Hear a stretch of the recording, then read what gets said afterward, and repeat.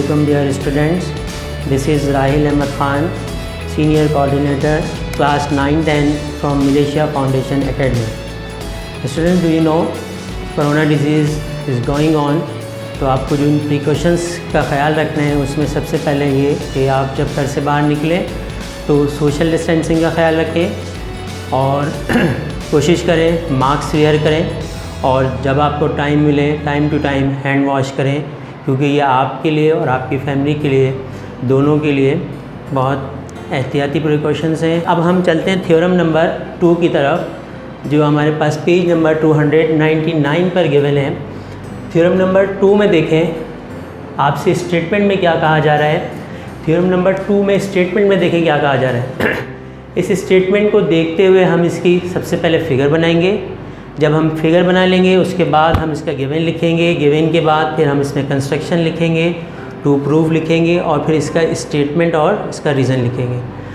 अब theorem number का statement आपसे कहता है पहले आपने स्टेटमेंट को बहुत अच्छी तरीके से रीड आउट करना है, बहुत अच्छी तरीके से उसकी स्टडी करनी है, उसके बाद उस स्टेटमेंट को देखकर उसकी फ़िगर ड्रॉ करनी है। जब आप फिगर अच्छी तरीके से प्रॉपरली ड्रॉ कर लेंगे तो उसके बाद उसका गिवन, टू प्रूव, कंस्ट्रक्शन और रीज़न स्टेटमेंट बहुत ईजीली आप लिख सकते हैं। आपसे स्टेटमेंट में कहा गया if a side of a triangle is extended, अगर आपके पास एक ट्राइंगल गिवन है और उसकी साइड को एक्सटेंड किया जाए। जब साइड एक्सटेंड करते हैं तो उसके बाद आप मिलता क्या है आपको, the exterior angle so found. उस ट्राइंगल की साइड को एक्सटेंड करने के बाद फ़ौरन एक एंगल मिल जाता है। इस एंगल का नाम क्या है, एक्सटीरियर एंगल, या एक एंगल बना देते हैं। उस एंगल को क्या कहते हैं आप, एक्सटीरियर कहते हैं। फिर कहता है statement is in measure greater than either of the two interior angle. जो आपने एक्सटीरियर एंगल फॉर्म किया है या एक्सटीरियर एंगल जो आपने बनाया है वो एक्सटीरियर एंगल ग्रेटर होता है दो इंटीरियर अपोजिट एंगल के। तो एक्सटीरियर एंगल लार्ज होगा इंटीरियर एंगल्स के। तो एक्सटीरियर एंगल बनता कहाँ है, ट्राइंगल के बाहर जो एंगल्स बनते हैं वो एक्सटीरियर होते हैं, ट्राइंगल के अंदर जो एंगल बनते हैं वो इंटीरियर एंगल होते हैं। तो इस स्टेटमेंट से हमने इसको रीड करने के बाद हमने ये सीखा कि हमारे पास एक ट्राइंगल है, उस ट्राइंगल की साइड को अगर एक्सटेंड किया जाए तो उसमें एक एक्सटीरियर एंगल बनेगा जो ग्रेटर होगा टू इंटीरियर एंगल्स के जो आपके पास गिवन है।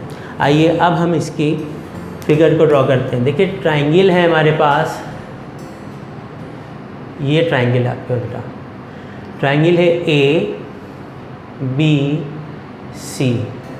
अब इस ट्राइंगल में 3 वर्टेक्स गिवन है, ए बी और सी। आपसे ये कह रहे हैं कि जो गिवन ट्राइंगल है उसको एक्सटेंड कीजिए। तो आपने इसको एक्सटेंड कर दिया सर। एक्सटेंड करने के बाद इस ट्राइंगल के ऊपर हमने पॉइंट ई कंसीडर कर लिया। तो ट्राइंगल था ए बी सी, एक्सटेंड करने के बाद पॉइंट ई आया और एक न्यू एंगल जनरेट हो गया जिसको हम कहते हैं एक्सटीरियर एंगल। ये पॉइंट सी पर हमने एक्सटीरियर एंगल बना दिया। अब ये कह रहा है कि जो एक्सटीरियर एंगल है वो ग्रेटर है टू इंटीरियर एंगल के। अब इंटीरियर एंगल कौन सा है, एक एंगल ए और एक एंगल बी। एक्सटीरियर एंगल ये है और ये 2 इंटीरियर एंगल है। एक्सटीरियर एंगल क्या है, ग्रेटर है किससे, 2 इंटीरियर एंगल के। आगे देखें इसमें फिर क्या कंस्ट्रक्शन करनी है हमने। लाइन ए और सी देखिए, लाइन ए और सी नज़र आ रही है आपको, लाइन ए बी नज़र आ रही है, लाइन ए सी और सी टू ई नज़र आ रहा है। अब हम लाइन ई को मिड पॉइंट से क्या करते हैं, कट करते हैं। लाइन ए और सी का मिड पॉइंट लिया आपने और बी से इसको आपने इस तरीके से कट कर दिया। जैसे ही लाइन ए सी को आपने कट किया आपके पास जो पॉइंट जनरेट हो गया उस पॉइंट को हम कहते हैं ओ। अब अगर आप इस फिगर में देखें तो आपके पास एक ट्राइंगल जनरेट होकर आया ए ओ बी, ठीक है। अब इस लाइन के ऊपर हम एक पॉइंट डी कंसीडर करते हैं और इस डी को सी के साथ ज्वाइन कर देते हैं। तो वहाँ पर एक और न्यू ट्राइंगल कंस्ट्रक्ट हो गया, उस ट्राइंगल का नाम था डी ओ सी। अब 2 ट्राइंगल हमारे पास गिवन है, triangle A B A O B और second triangle D O C. अब दोनों ट्राइंगल में आपने करस्पॉन्डेंस कराना है, दोनों ट्राइंगल को आपने कंपेयर कराना है। अब कंपेयर कराने के लिए जब बात आती है तो देखिए किस तरह हम कंपेयर कराते हैं। उससे पहले हम गिवन को डिस्कस कर लेते हैं। देखिए बेटा, गिवन में हमारे पास हमने स्टेटमेंट से पढ़ा था कि एक ट्राइंगल गिवन है ABC with exterior angle ACE। जब C से E तक के एक्सटेंड किया तो ये रेड लाइन ने एंगल C बनाया, जिसको हमने एक्सटीरियर एंगल का। ये जी गिवन हो गया। सर प्रूफ क्या करना है? प्रूफ में बेटा हमें क्या प्रूफ करना है? ACE ग्रेटर होगा एंगल A से और ACE ग्रेटर होगा एंगल B से, यानी एंगल C ग्रेटर होगा एंगल A से भी और एंगल B से भी। ये हमने प्रूव करना है। और कंस्ट्रक्शन में हमने क्या किया? हमने कंस्ट्रक्शन में क्या किया कि लाइन AC को मिड पॉइंट से हमने क्या कर दिया? कट कर दिया।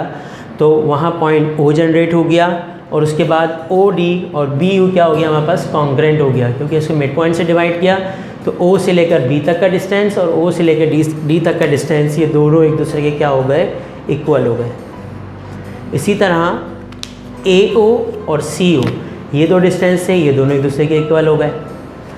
अब हम इसके स्टेटमेंट और रीज़न पर जाते हैं। देखिए बेटा, दो ट्राइंगल गिवन है AOB और DOC, इनमें करस्पॉन्डेंस कराना है। पॉइंट नंबर 1 में हम डिस्कस करते हैं इन ट्राइंगल AOB करस्पॉन्डेंस है ट्राइंगल COD के। दोनों ट्राइंगल एक दूसरे क्या चीज़ें? करस्पॉन्डेंस हैं।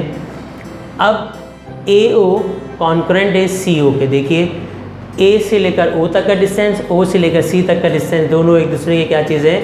कॉन्करेंट हैं। इसी क्या किया था हमने? ये कंस्ट्रक्शन किया था। पॉइंट O हमने कंस्ट्रक्ट किया था, लाइन AC का वो मिड पॉइंट था। ठीक है जी। पॉइंट नंबर 2 देखिए, इसी में इसने कहा कि B से लेकर O तक का डिस्टेंस, D से लेकर O तक का डिस्टेंस, ये दोनों भी एक दूसरे के कॉन्करेंट है। ये भी हमने कंस्ट्रक्शन किया है। तो B से O तक कॉन्करेंट है, O से D तक, ये भी कंस्ट्रक्शन हो गया। जैसे ही ये दो ट्राइंगल जनरेट हुए, हमारे पास दो वर्टिकली अपोजिट एंगल आ गए। एक एंगल देखें बेटा, एक एंगल ये बना आपके पास, ये एक एंगल, और एक एंगल इधर बना आपके पास। तो ये दो वर्टिकली अपोजिट, दो वर्टिकल एंगल आपके पास आ गए। अब पॉइंट नंबर 2 में देखें क्या कहता है। पॉइंट नंबर 2 में देयरफॉर ट्राइंगल AOB कॉन्ग्रेंट है ट्राइंगल COD के। दोनों ट्राइंगल एक दूसरे के कॉन्ग्रेंट हैं। इसको हम कहते हैं साइड एंगल साइड पोस्टुलेट। अब साइड एंगल साइड पोस्टुलेट पढ़ने के लिए आपको इन ट्राइंगल्स को देखना पड़ेगा।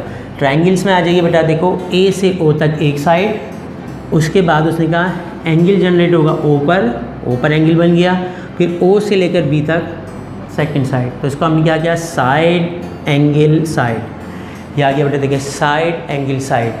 अच्छा, COD में सर क्या ऐसा होता है? COD में भी ऐसा होता है। ये देखिए, यहाँ से गए आप साइड, फिर एंगल, फिर साइड।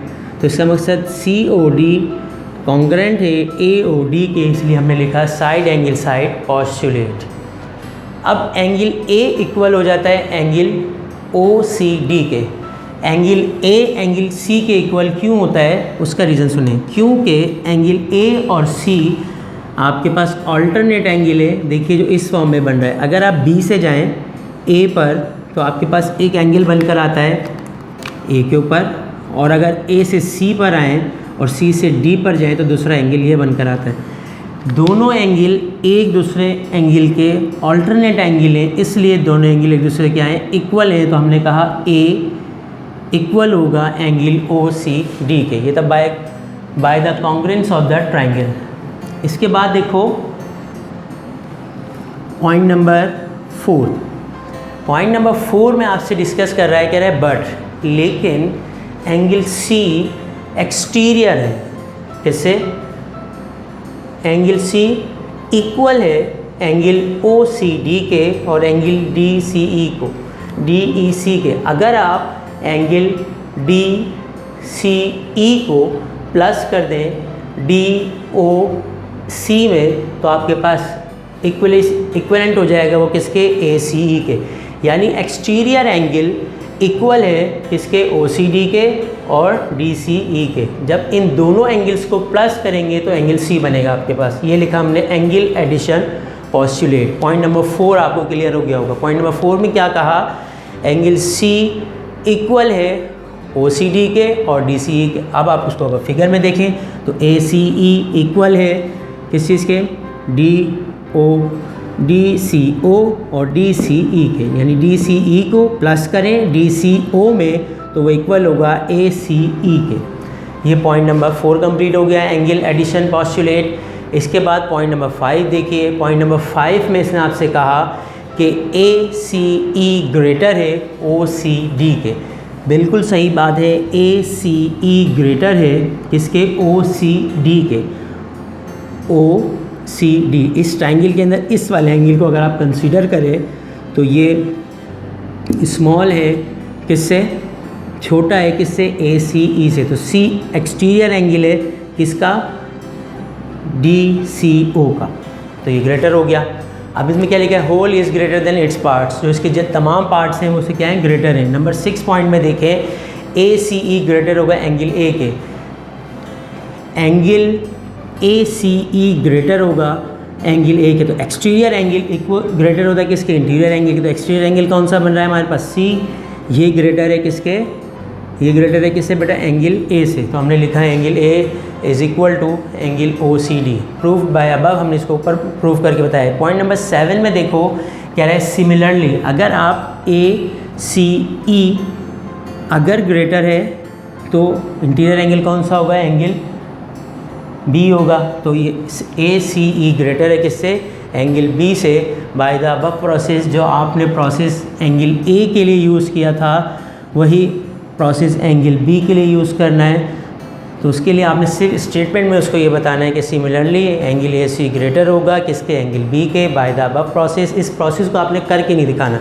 और आखिर में आपने बताना है QED, इसका मकसद होता है क्वाड्रेट डेमोन्स्ट्रेंडम। आई होप कि ये बात आपको समझ में आ गई होगी। इस थ्योरम को जब आप प्रैक्टिस करेंगे तो आप सबसे पहले इसके स्टेटमेंट को अच्छी तरीके से रीड आउट करेंगे, उसके बाद उसकी फ़िगर बनाएंगे। फिगर बनाने के बाद उसमें से गिवन, टू प्रूव, कंस्ट्रक्शन और इसका स्टेटमेंट और फिर रीज़न लिखेंगे। Okay students, thank you very much. अल्लाह हाफिज़।